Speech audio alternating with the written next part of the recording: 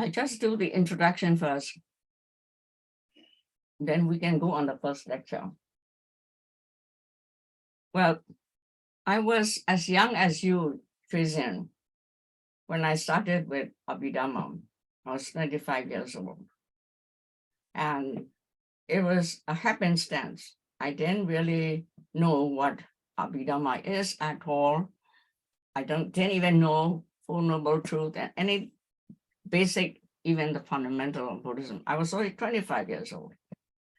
And I was in the hospital as an intern in the radiology department.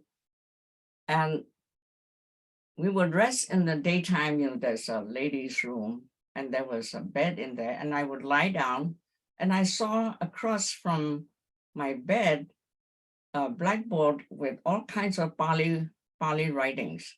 It's not Burmese, it's scriptural writing. So I was curious, I just asked, what is that? So one of the nurses said, oh, this head sister, the head nurse, she studies Abhidhamma. And so I talked to her and she said, oh, she goes to the class at Sule Pagoda, that's in the center of the city. Also, I didn't know what it was, black or white or blue. I said, oh, I'd like to come with you. So I joined her. And then the first lecture was absolutely got me really hooked onto Abhidhamma, because the gentleman, the teacher who was teaching Abhidhamma, was talking about sight, S-I-G-H-T, sight. And it was exactly what we learned in physics, right? But there was one element that physics didn't include. It was assimilation of the object by the subject, subject and object. And there has to be light medium. That's what Abhidhamma was so complete, more than physics even. So that really got me. And I fell in love with Abhidhamma hook, line, and sinker. So I started going with her.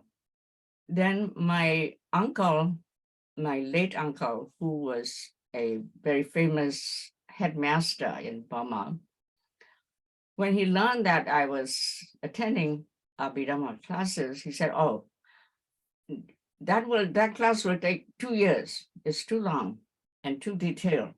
I will teach you in 15 sessions. Just come to my house. So this sister, Dosamya, she's already passed on. And of course, we went every week at night to his house. And that's why I can teach only 12 or 15 sessions, because my introduction to Abhidhamma was only 15 sessions, you see. So I didn't do all the detailed, the extraordinary studies that will take, you have to learn Pali, you have to, go on for like 2 years. But that 15 sessions really set the stage for me to study not just Abhidhamma, but Buddhism and the Buddhist practices. That was my introduction to Buddhism. But whatever I studied or practiced, Abhidhamma has always been my first love. That's why I love to teach this course. So if I go a little crazy, don't worry. Yeah. Okay, so now let me ask, Winsome, you would have some knowledge of Abhidhamma, right? No, I do not. So it'll be all new for me. Oh, good. Yeah. Then what about Thynn? She is a jack of all trades, so she'll know something.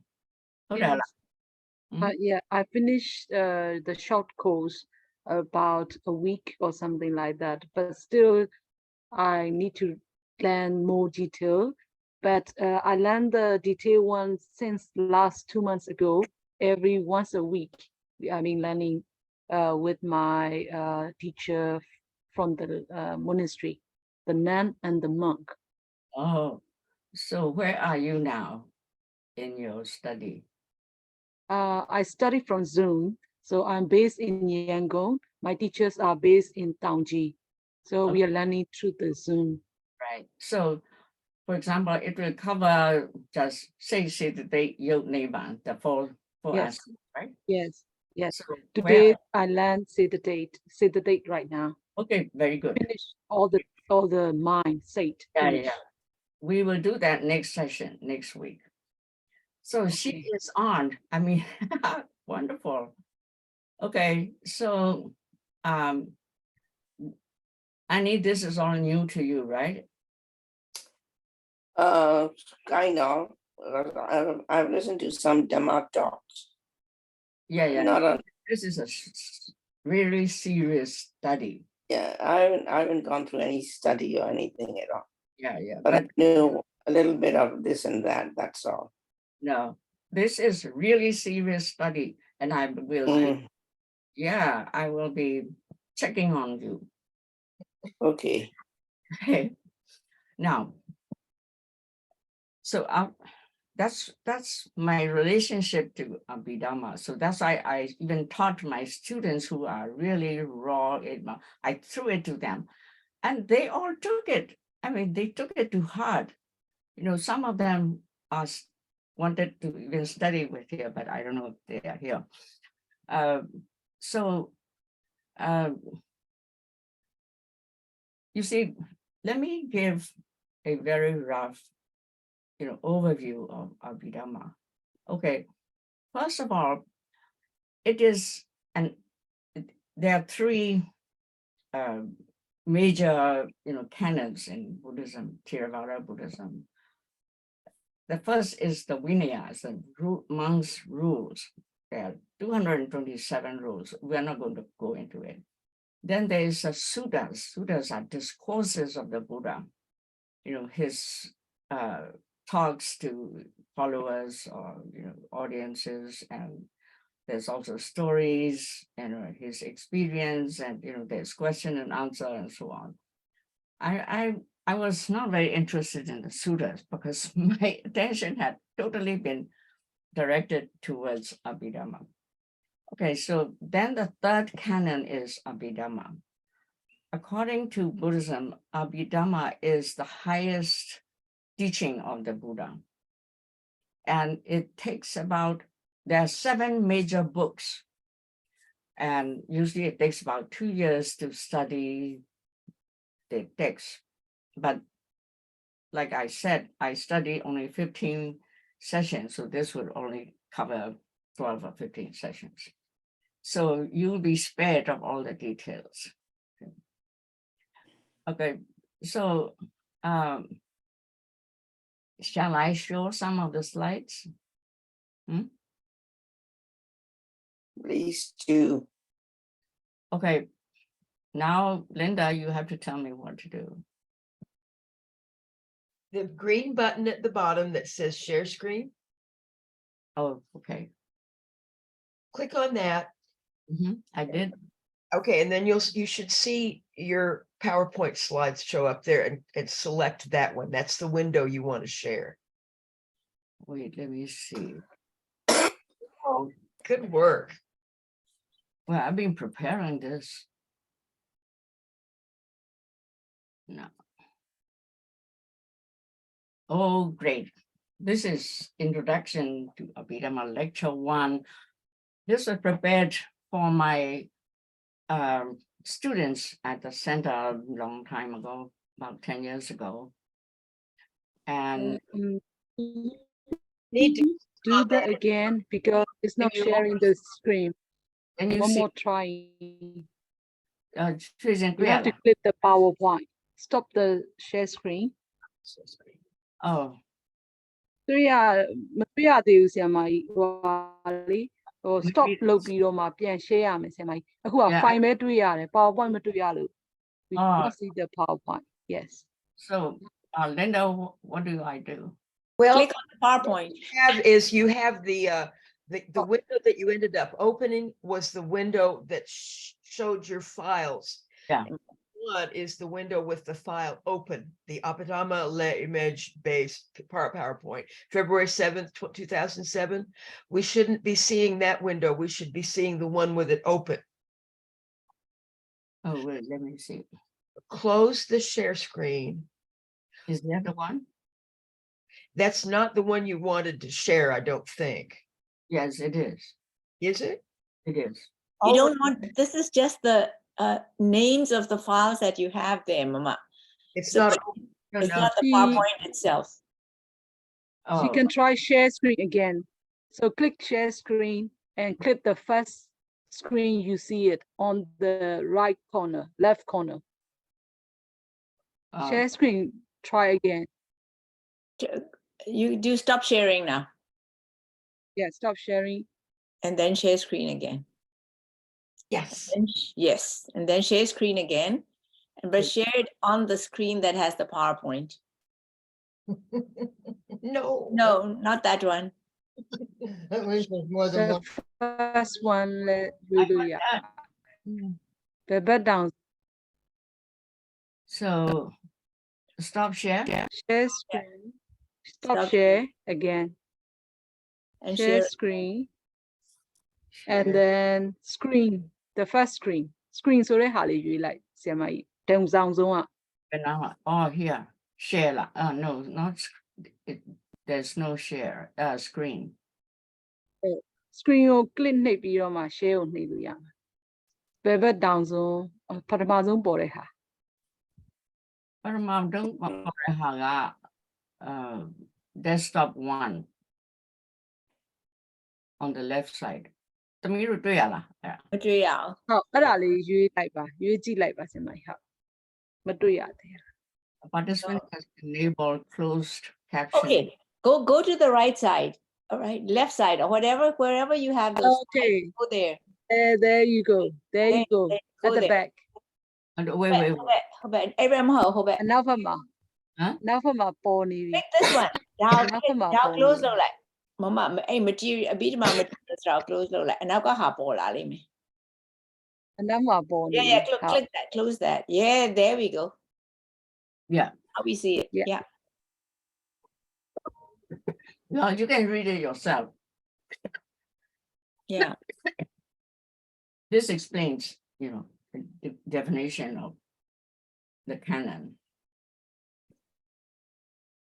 So Abhidhamma, you see, the third one, the higher teachings.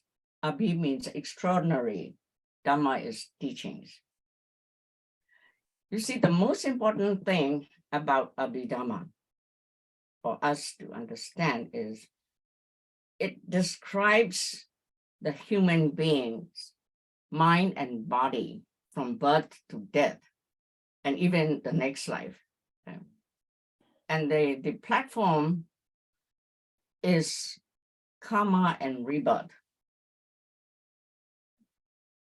If you don't take in karma and rebirth, it doesn't really make a lot of sense. It will be just another anatomy and physiology kind of thing. Because it is based on the platform premise of karma and rebirth, that this is very, very different from Western psychology and Western anatomy, physiology, whatever you can call it. Yeah.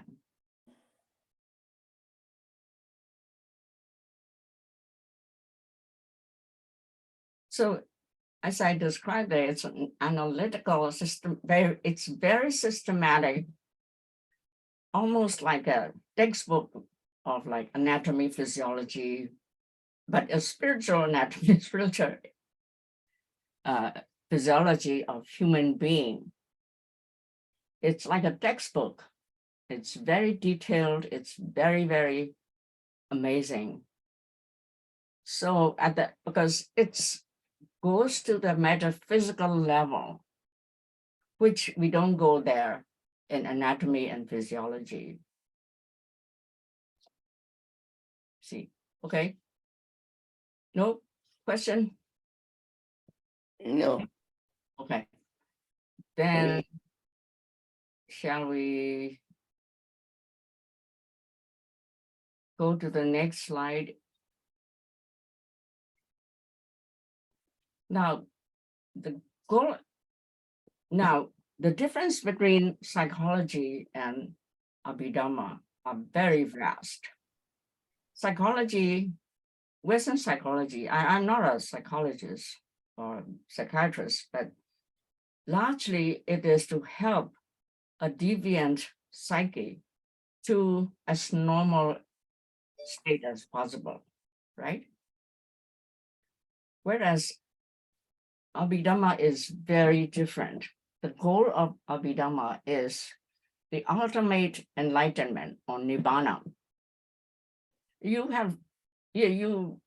I'm sure you've heard of Nibbana, right, Linda? Yeah, that's the ultimate enlightenment, the spiritual enlightenment in terms of Buddhism. So the Abhidhamma goal is Nibbana, nothing less. But of course, we go on the path, you may be 1/4 there, halfway, or near enlightenment, wherever we are. So the important thing is I'll be talking about the ultimate realities.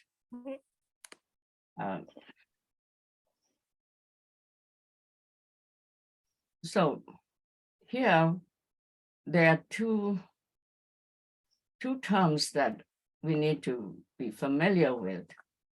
The aim is liberation from samsara. Samsara is a cycle of rebirths because, Buddhism, Theravada Buddhism or Mahayana Buddhism all have the premise of rebirth and cycles of life, lifetime after lifetime and lifetime. That we have to present that. And so in the samsara means, the cycles, different cycles, it could be thousands of times of cycles. They are all based on the Four Noble Truths and 3 marks of existence. You will hear this over and over again. The 3 marks of existence is all human beings, mind as well as body, will go through. Anicca means impermanence. Dukkha is suffering. Anatta here means no self, non-self, right? So, Adrian, you're okay with that? Well, just take it as words, as terms that you have to familiarize. I'm trying to familiarize you with the terms that we use in Buddhism, but this would be the least. I try not to use them as much as possible, but it's important. These 3 marks of existence is extremely important. That's a cornerstone of achieving enlightenment. Is we have to understand that everything is impermanent, body, mind, animate, inanimate, everything in this universe is impermanent. Dukkha is suffering. It's not, suffering doesn't mean very negative, but there's a whole spectrum in terms of suffering.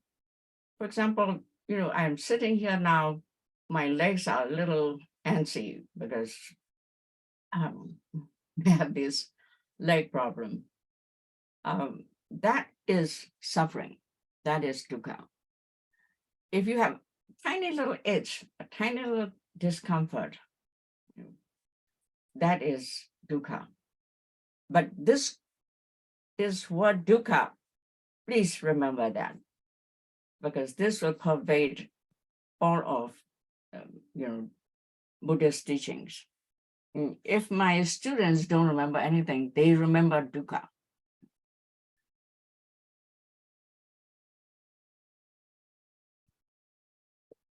Dukkha spans the whole experience of this ease, whatnot, up to the other end of the spectrum of disease, death, anything that is discomfortable, uncomfortable, that's dukkha.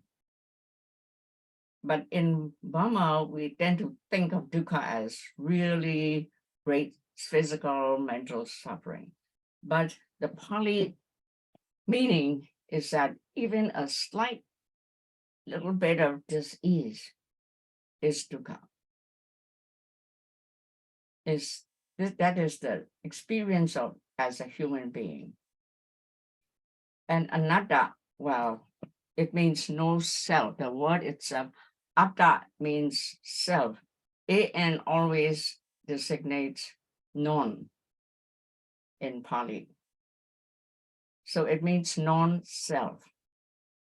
Well, we'll talk about that later. You don't have to really focus too much on it. Okay, but I want to ask Masha, who is sitting and listening to me?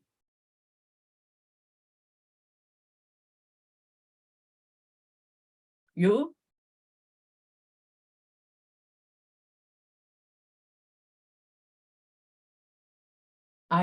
Masha, muted. Asha, you're mute.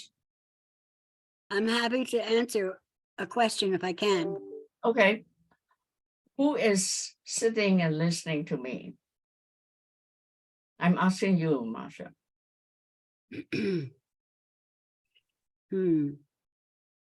My ears are listening to you. Okay, fine. My mind is listening to you. Right.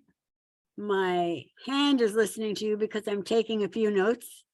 Okay, but all the my's, what is that makes up? That is self, I suppose, but it's not. That's, you're trying to evade. It's just yourself. She was trying to be clever. I'm not I'm trying to answer the question. But you are clever. You were analyzing already. Yeah, that's the empirical self, right? Yes. Yeah. It makes up your ears, your hearing, sight, whatever, all that makes up what is called you. Okay. So that's a self. So in Buddha's teaching, the reality, that's the self is relative. The anatta, non-self, is the real state of being of human beings. I will come to that further on. But can the non-self learn? You know, I'll come to that next session, but not this. You know, you are non-self already and learning and absorbing and asking questions and answering. Thank That you. is the Masha that you label yourself is only a relative, what do you call, a relative description of you. Well, to cut to the chase, human beings are just mind and body. I mean, that's the reality, that's the truth, right? Yep. And we put labels on it. Okay, I'm Thynn Thynn. Okay, you're Masha, that's Linda, there's Winsome, there's Susan, and there is that little girl. These are all labels, but we are just mind and body, plus everything that goes into it. So I'm trying to reduce the human being. I know you're going to may find it difficult to grasp onto the concept, but doesn't matter. So long as you heard something that I said, it will seep in later on. You'll have a lot of questions. And that's the really beautiful part of it, is when you question. And you and I, all of you and I, will explore that. This is not just a lecture series. This is an exploration. Agreed, Linda? Okay, we're going to have a lot of fun, okay, with Masha and Pam in it. I could trick them a lot, you know. Okay, so let's go on to this. Now the second, now this is really crucial.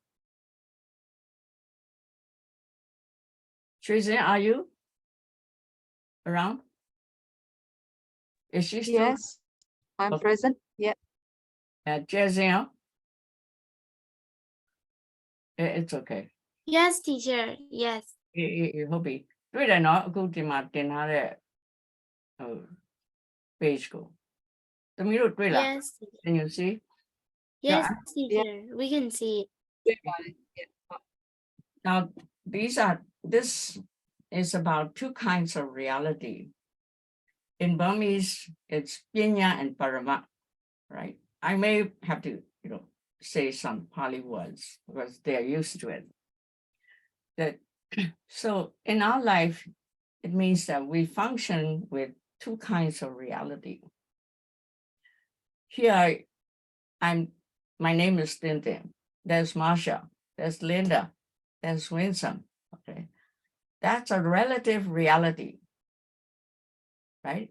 Because when I was born, my name was Lily in Chinese because my parents were Chinese. Then they sent me to a convent school in another town. Then the sisters decided, because my name was Lily, they gave me an English name, Lily. Then I went to college. I needed Burmese name. I only had Chinese and English name. So I chose actually I had 6 friends, and they all decided what my Burmese name should be. So it was like we drew lots, and they decided Thynn Thynn should be my name. So in America, it became Thynn Thynn. So now I'm Thynn Thynn. So which is the true? What is my name? What is my real name?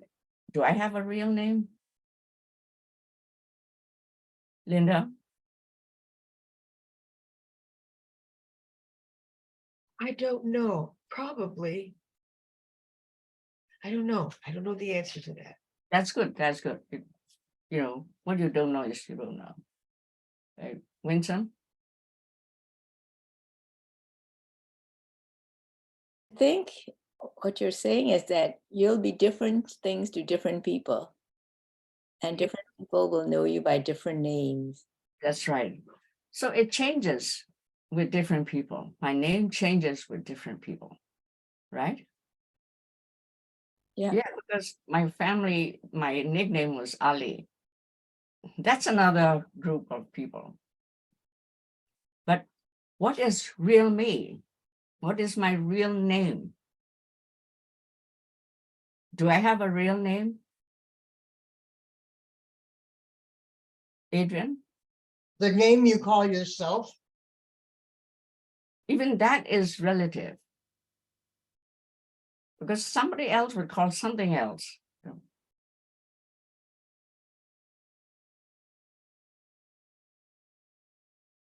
So what I'm trying to emphasize is it's all relative. It's all conventional. That is what is called conventional reality. It changes from place to place, from people to people.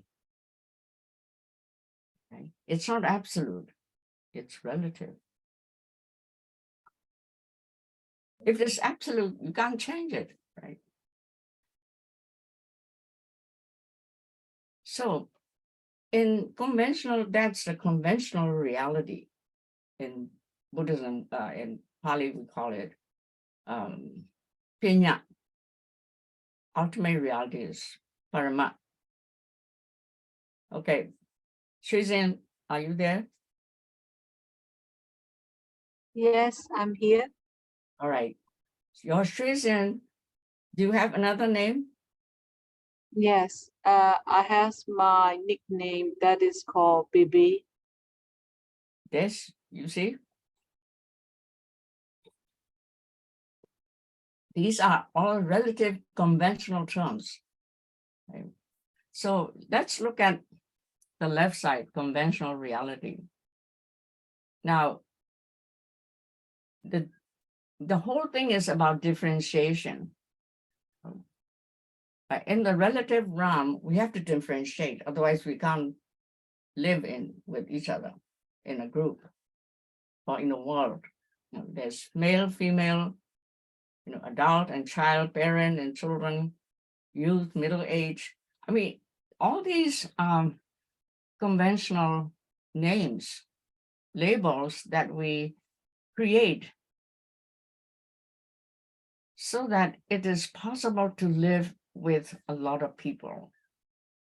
Otherwise, how would we live? How can we relate to?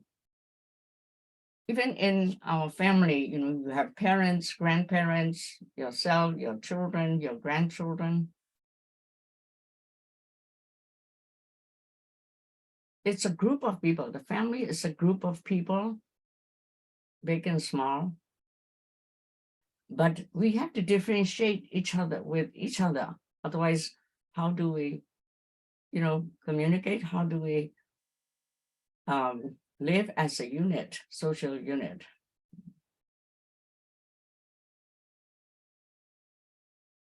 So all these are conventional realities, which is, yeah, but it is changeable, right? Even like ugly, beautiful, statues, you can describe so many things. So the use of conventional reality is absolutely necessary to live in harmony with groups of people or even two people. Okay?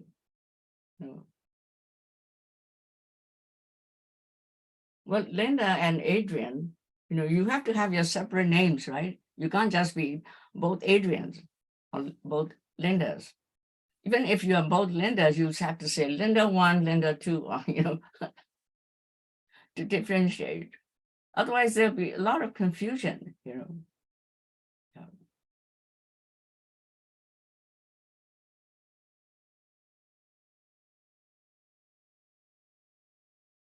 So, The people. pardon? Would you explain? So any questions? Yeah, Adrian. People who are transgender usually change their names Mhm. as part of who they identify as. Right. So it just fits right within this framework, in my opinion. It is, because, how can we associate with each other if we have no names? You can't say person 1, person 2, person 3. Even if you do that, that's differentiating each other. Person 1, 2, 3, 4, 5. Okay. That's why we have numbers. We have social security number. We have all kinds of numbers, checkbooks, motor cars. I mean, this is all about differentiation so that there is no confusion in living in society. So from what Adrian said just now, I understand that she's explaining in another way Yeah. how this convention in conventional reality, that the change of name in transgender is important because, as you say, it's to differentiate Right. them from who they were before. That's right. And so that's why, as Mama, you were saying, it is important. Conventional reality It's is important. important. We Burmese have difficulties identifying couples because we don't have surname. See, we only have our own name.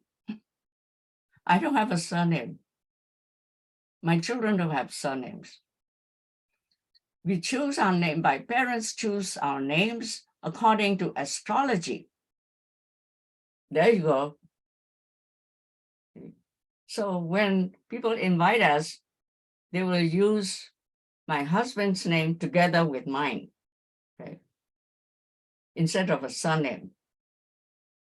So Mm. we do have to identify in some way or the other.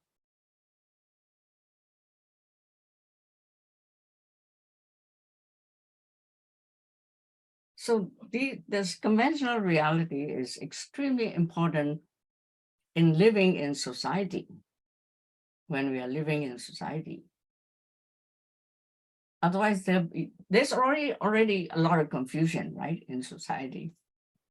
We will be adding more.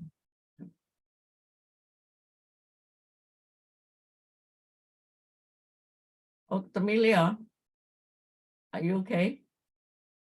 Yes, teacher, I'm okay. Okay.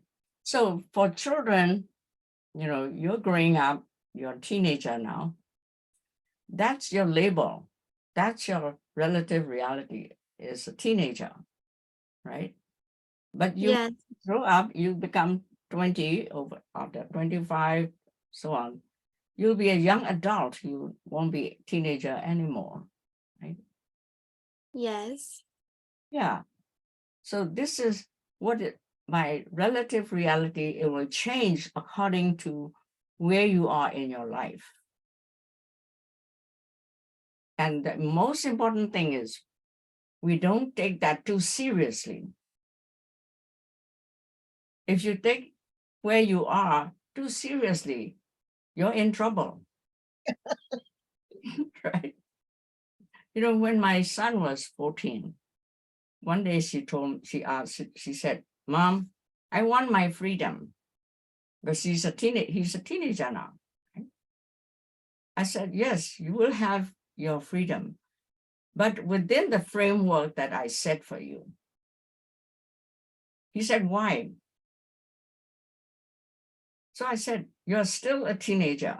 You're dependent on me to feed you, to give you, to protect you, to give you education, so on and so forth. So you cannot break out of this, circle or whatever I put around you. But you have enough freedom to move within that circle.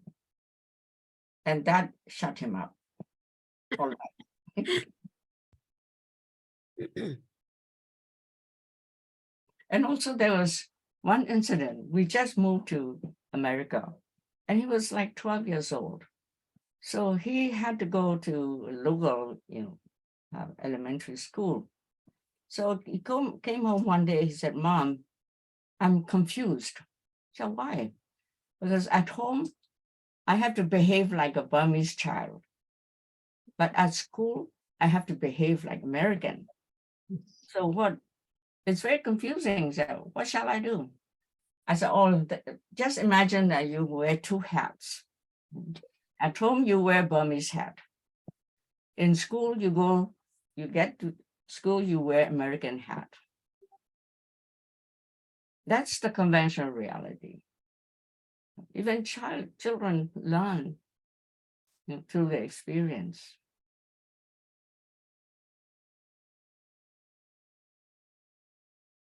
So in conventional reality, there's nothing set in stone. We have to remember that it is impermanent. It is changeable. It is only for utility purpose that we have the names. We move in these circles, different circles. Otherwise, there'll be complete chaos.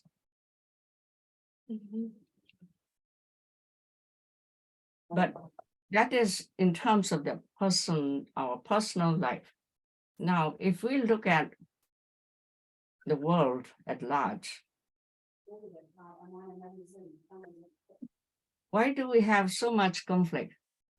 Why do we have so much wars going on?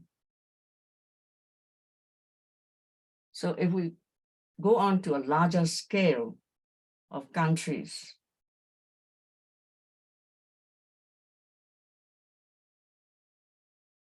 Same difference, isn't it? It's because of differentiation. But the differentiation, what people make drastic mistakes is that they take this differentiation, a relative reality, as really truth, as the absolute truth. And that's why we have a lot of conflicts, between, look at politics. It's just, they differentiate themselves as Democrats or Republicans or independents, And then there's all this loggerhead. Because why? Because of ego. Ada.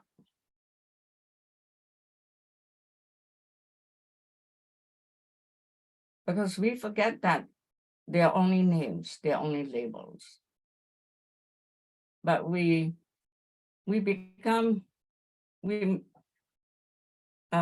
forget that they're temporary and man-made concepts. And so you have all these political wars, look at Burma, it's such a horrible state. It's all these, atta or self.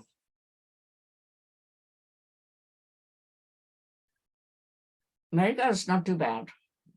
At least it's not having its own war.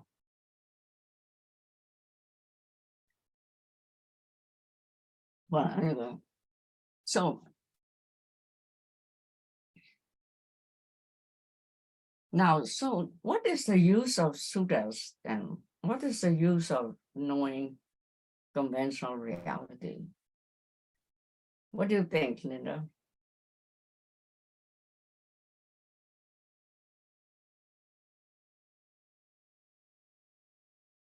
Well, living in this world entirely, we have to do that. Yeah. Yes, we do. But we don't have to judge the differentiation. That's right. God, you got it. Because we know that it's relative. Yeah, it's impermanent. It's just for utility purposes. But we forget that and we take them as, absolute truth. And then that's where we become enemies. Okay, Shizim, are you there? I can't see him. Yes, I'm here. Okay. So any question before we move on? It's already 11. I still have this, Shantan, yes? so you're basically saying the suttas are I wouldn't want to say the equivalent of the Bible or the parables. They are, Yeah, yes, okay. yeah. Thank you. They're relative truths.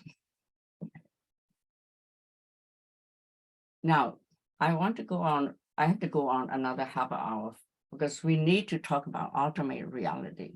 That is the key to studying Abhidhamma. So Abhidhamma is all about ultimate reality. This is the realm, the conventional reality is the realm of the suttas, the discourses. Abhidhamma, no, the beginning.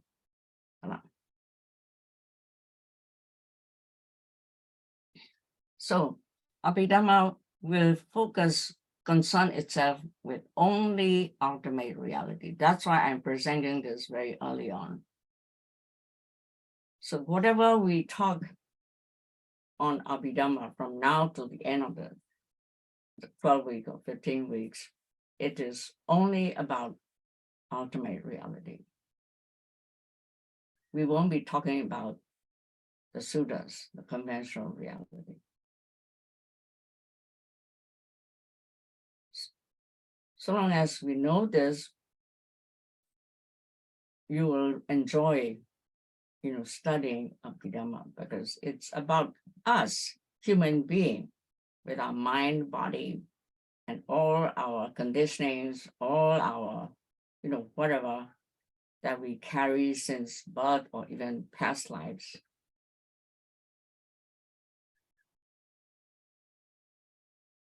So now in the ultimate reality, we have to look at its, in its mind, matter, and nibbana. These are the three elements we'll be talking about in ultimate reality.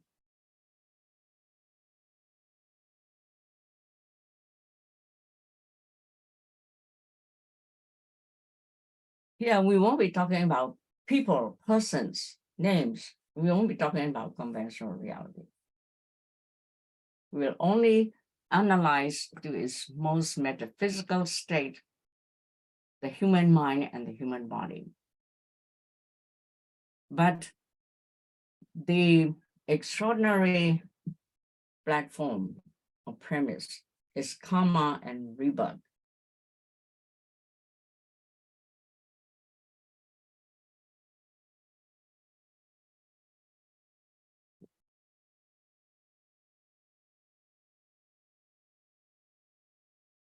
And we'll have all the details. I will do only details of really relevant topics.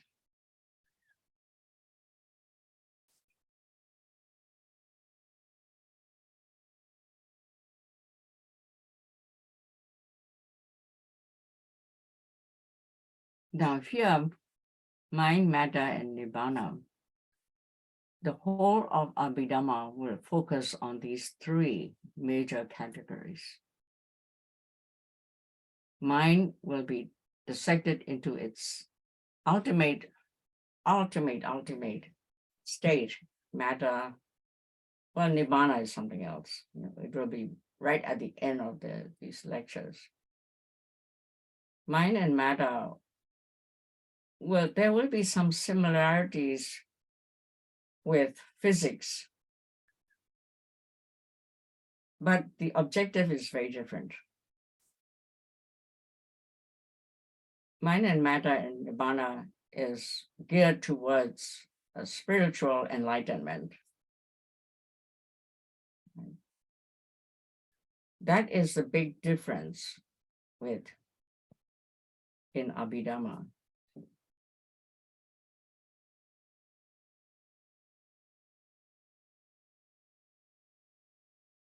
So, any questions? This is the end of the lecture. Winsome? Tracy?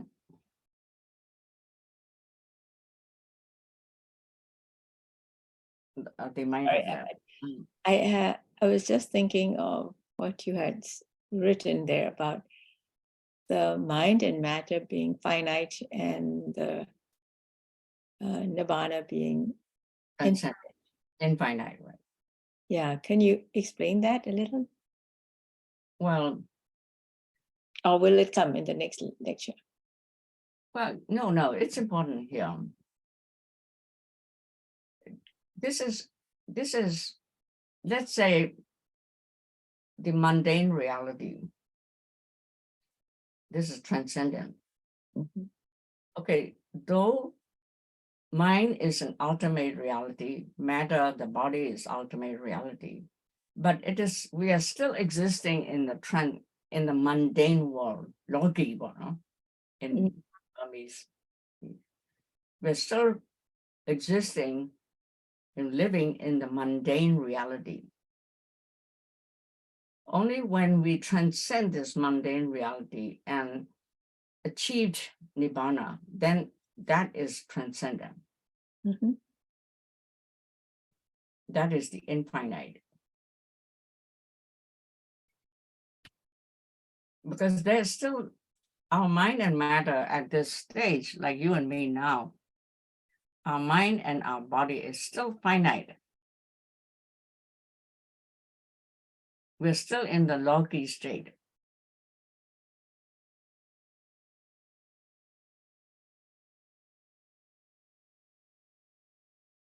If you Thank you. analyze yourself, you know, your five senses, how far can you see? How far can you hear? Right? How far can you touch? We're still, our mind and body are still finite.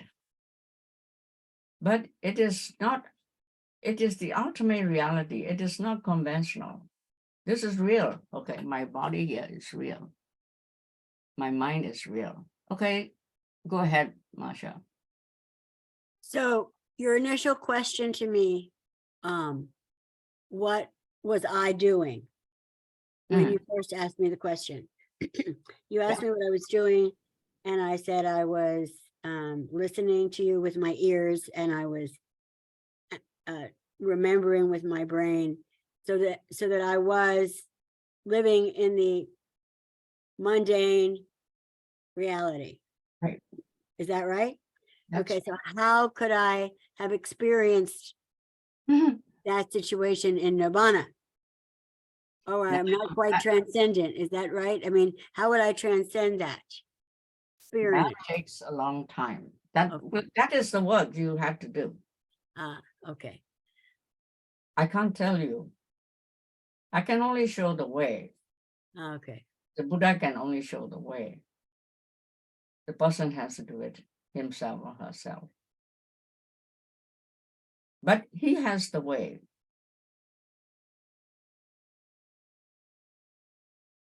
Thanks. And that's what is special in terms of Buddhist path.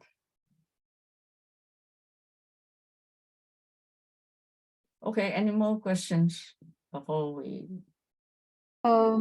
The world's finite and infinite, it was kind of like confusing me because mundane reality, what is in Burmese is logi and transcendent is lokottara. I understand that two words, Right. but in transcendent, what we believe is if we are in Nibbana, there is no life cycle. So there is no infinity. That is finite. That what I understand is.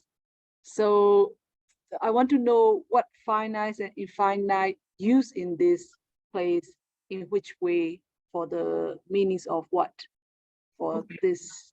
Yeah, let's look at how we think and function with our mind.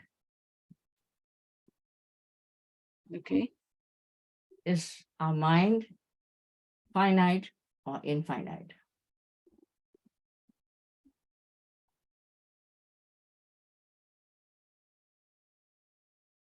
Can you give me the example? Just Okay. Now I'm talking about transcendent nirvana. okay. You hear it, you know, I mean, you know the label. Nibbana is still a label. It's not Yes. reality for any of us yet. Right? So we are still searching or working towards Nibbana with a mundane, limited mind. Okay. Yeah. So when you go to sit in meditation, you're trying to break out of the mundane reality. Yes.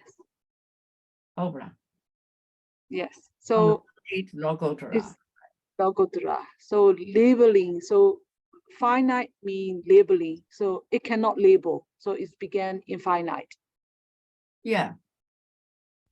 Okay. Got you now. Yes.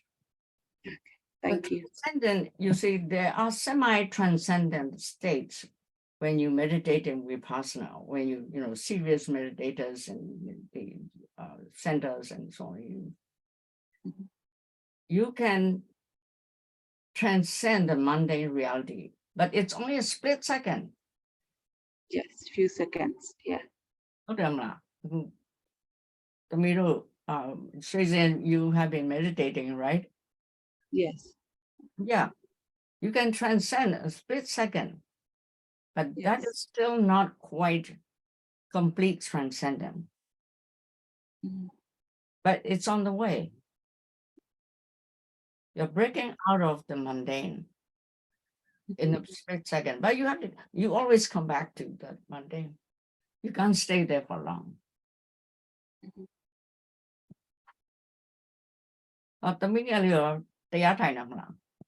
Do you meditate? Yes, teacher. I sometimes meditate, but I decided to meditate regularly from now on. Well, don't take it too seriously. Take it easy. Yes, teacher. You're still, take it easy. You know, the spiritual path cannot be extreme. One thing I like to advise you, Mm. don't cling on to your own path. Don't cling on to your own experience on the path. Okay? Nothing Yes. is permanent. If you cling, you're in trouble. You cannot proceed or progress. For example, if you walk on stairs, you cannot stop in the middle of your flight of stairs. And then you get stuck there, you'll never ascend, right? If you're fixated to where you land up, I have to tell them in Burmese. Okay, 谢谢妈咪。 Anyway. So you have to understand not to cling on to any progress when you're meditating. If you're cling on to it, then you're in trouble. That means your ego comes in. Your ego is very proud. It wants to cling on to your success, especially in the spiritual realm. Then your atta is big. You know. That self is very big, and you never progress after that. Every step of the way, you have to let it go. Every experience on the spiritual path is only transient. They don't last. If they last, it's only a little, ripples. Okay? Yes, teacher. Yeah. Very Thank important. you. All of it. It's already 11:16. I'm sorry to keep you so long, but if you have any questions, Linda and Adrian, Masha, No, you're all becoming Buddhists now. Okay. That's right. Yeah. When you can think of questions, you can ask me another time or, email me. All right? Okay. I would just like to say that I think what you said at the end is what I remember from our session 35 years ago. The letting go and the fact that each moment, that there's no progress. There's only the moment. Yeah. So thank you. No, there is progress. If you can let go of your ego. But it's not measured. You don't measure the progress. You just do But it. you can live the progress. Right, You can experience the freedom of your progress. right. And it can be measured or, equated with each other. Mm. Everybody is different. Okay, Okay, very good. thank you, Sadhu. Thynn Thynn. Sadhu, sadhu, sadhu. It means well done, well done, well done. Very good, ladies. Next time, next week. I wish there is a gentleman here. We'll see. Maybe Denny will join. Oh, that would be great. Yeah. Okay, very good. Thank you. Mama, I can't attend all of you, just to let you know that I will not be able to attend next week. So I would like the call, and that's why I sent my email, and I put my email in the chat. My grandson is going to have his invitation, and I'll be at the monastery, so I will not be able to attend. Well, Because it's very difficult. oh, Going won- work for the oh, Lang wonderful. me going Yeah, work. yeah, Harrison. Harrison, yes. Yeah, it's like, in different religions, you have the like bar mitzvah, Mhm. yeah, that sort of thing. So he's going to Mm. become a little novice. That is wonderful. Yeah. Yeah, we'll see videos and pictures online, right, on Facebook. Yeah, thank you. You're welcome. So can, Masha, yeah, it will be recorded, right? Linda's recording it. Okay. This session also, isn't it? Yeah. Yeah, because some people might be late in joining, so they can, go through the recording. I put in Pam Taylor's email address and mine. Yeah, okay. Yeah. Very good. Okay. Thank you again. Bye-bye. Thank you all. Bye-bye. Stay well. Bye. Thank Burmese is you. a beautiful language. Thank you for speaking Burmese. Sadhu, sadhu, sadhu. It